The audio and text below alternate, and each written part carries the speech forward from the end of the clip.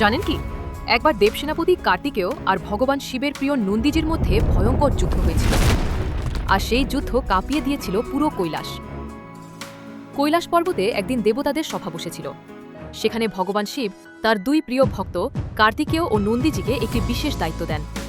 কিন্তু ভুল বোঝাবুঝির কারণে দুজনেই ভাবলেন অন্যজন তার আদেশ অমান্য করেছে। কার্তিকেয় তার শক্তিশালী বর্ষা ভেল হাতে নিয়ে ক্রোধে জ্বলে উঠলেন। অন্যদিকে নন্দীজি মহাদেবের প্রতি অটুট ভক্তি নিয়ে যুদ্ধের জন্য প্রস্তুত হলেন। মুহূর্তের মধ্যেই কৈলাসে শুরু হলো ভয়ঙ্কর যুদ্ধ। কার্তিকেয়ের বর্ষার আঘাতে পাহাড় কেঁপে উঠল, আর নন্দীজির গর্জনে আকাশ বিদীর্ণ হতে লাগল। দেবতারা ভয়ে স্তব্ধ হয়ে গেলেন। কিন্তু ঠিক তখনই ভগবান শিব আবির্ভূত হলেন। তিনি দুজনকে থামিয়ে বললেন, তোমরা দুজনেই আমার প্রিয়। অহংকার আর রাগ কখনো সত্যের পথ দেখায় না। শিবের কথা শুনে কার্তিকেয় ও নন্দীজি নিজেদের ভুল বুঝতে পারলেন। তারপর তারা একে অপরকে প্রণাম করে শান্তি স্থাপন করলেন। শিক্ষা: রাগ ও অহংকার সবচেয়ে বড় শক্তিকেও দুর্বল করে দেয়।